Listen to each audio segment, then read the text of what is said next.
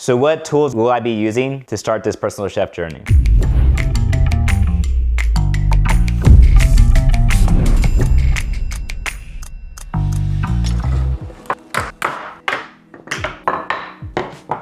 So as of right now, my wife's travel nurse, we do contracts in different states around the nation. So we end up in a furnished finder, which is kind of like an Airbnb. So it's pretty much gonna be a furnished location. And they usually have everything that is needed for like simple kitchen stuff. So other than that, like obviously your typical like bowls, plates, measuring cups, stuff like that is usually there. So what I travel with right now and while starting this journey is pretty much, I'm gonna go over that right here. But I do like to buy my own pan. I was a sucker for Gordon Ramsay coming up and learning cooking, so I ended up buying the Hexclad pan, which is completely shit. I'm not sending that shit!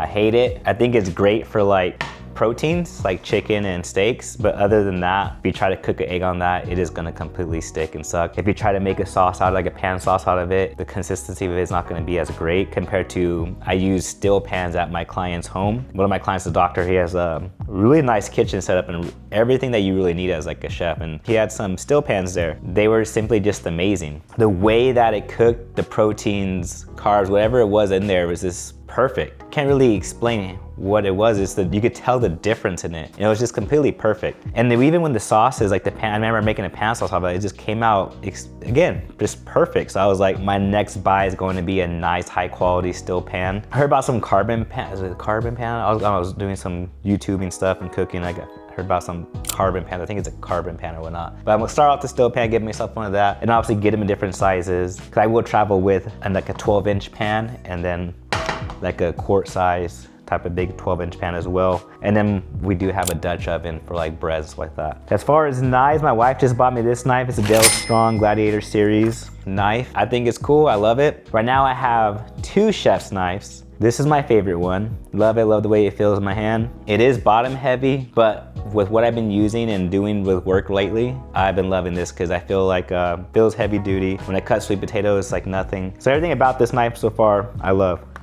This is just a knife we got at Walmart when we were first traveling in our first place. It's crap, but it kind of works whenever I need an extra knife just here at home. I won't take this cooking though, but like a little cheap, like $10 knife from Walmart, we needed a knife. Because the knives that some of these furnish finders have is just like, it looks like they get them at the dollar, I don't know, this really bad knife, like a dollar store knife. And then I have this Dale Strong knife right here as well, another one. This is not a chef's knife. I can't remember what this one type of knife is called. Probably should remember, but I love this one for certain things as well. As far as like, this one cuts like potatoes and vegetables. I don't know, for some reason there's been moments where I'm cutting something and I'll grab this knife instead and be like, cause I want the way that it feels in my hand. I like the way it cuts better. I think it's mainly just the shape of it. Cause I wanted the similar shape of this, cause I like the way this works as well, getting the cheap one, but I wanted a similar knife as well that could do the job and could pretty much help me do whatever I needed to do. So these both work and they both are gonna help me do whatever I need to do for the day. It really just depends on what I feel in that day. Again, I'm not perfect. I'm not trying to get exactly like I'm gonna use this knife for that knife for this. I'm a kind of guy who just wants one really good knife that could help me do every single thing possible. I mean, with this right here, I could cut avocados, no problem. Like this one not as good because it's so big, but it's really good for other things. This one right here, I could start cutting like lemons, limes, avocados, and slice them in nice little ways I need to slice them, and it works out extremely perfect. So again, certain things, certain jobs for it, but I do want to be able to have really 1 or 2 really good knives, and that's really, I don't want to have like a plethora of a million knives that I see some people have. Again, it'd be cool, collect them or whatever, but I don't really want to start off doing that. I want to kind of get what I need to get. Now to keep them maintained and sharpened, I got myself the, can't remember what it's called, but the rolling sharpener, and it works freaking perfect. It's I think it's a Hormel or something like that from Amazon. It works perfect. It's the one with the brand with the trees. So the little tree logo, I don't know if you can see it. But works outstanding, works perfect. I think I've used many knife sharpeners over the years and that is amazing. Obviously a rolling pin for making homemade tortillas and other things that you need to roll pin stuff for, but I usually make it for homemade tortillas a lot. And this right here, I think we got like at Walmart too. Nothing crazy, but I've used many tongs in many people's homes. Some could be very flimsy and some could be very like, they just suck to use or they grip or the way the quality is, it feels horrible. Or even the ones with rubber, don't ever freaking use those, they'll just suck, they'll just melt. But this one right here, I don't want, like, this is like the best thing to me. Like, I think this is amazing. The way it feels, the way it goes, I was like, for something so simple and cheap, but it is perfect for, I just use it for everything.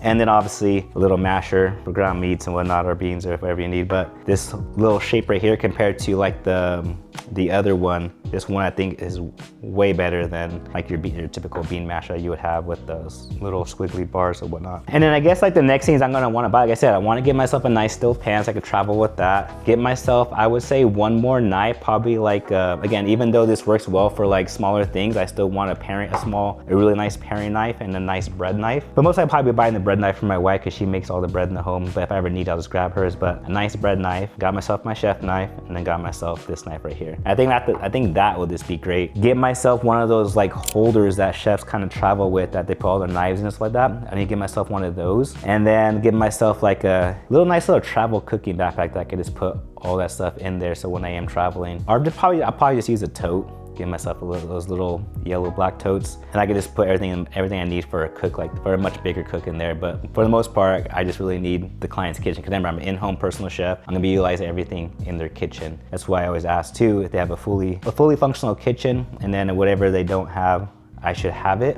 But for the most part, I don't want to travel with too much, because it should always be done in their kitchen, just utilizing whatever tools, efficient tools I need to get the job done. Then I need to get myself, I have like an apron at home, like your typical, you know, got from my sister-in-law with our last name on it. But I want to get myself a nice chef's apron, just to put over shirts so it doesn't get dirty. But yeah, like I said, nothing crazy. I don't think I need much, but I'll let you guys know. If you're a chef right now, or a personal chef, private chef who does the job already, if you have any tips that could help me, put them in the comments below, please. I would love to hear it, kind of get some guidance on it if you want to share it. Like the video, follow the journey. But again, I'm just going to show you guys what I'm going to be documenting this whole process, and kind of show you guys what I'm going to be doing starting this process in this business. Like I said, I already have one client already who's a doctor, and that's what I focus on. My whole thing is to be focused on in-home personal chef for doctors and medical professionals as we start traveling contract to contract, because my wife is a travel nurse. So I think it'd be a good niche to kind of niche down to and focus on the clients right there. And again, obviously that's going to come with business executives or high-level entrepreneurs, anyone like that, athletes, right? If they see this, as they start seeing content coming out, it's going to come down to the quality as well.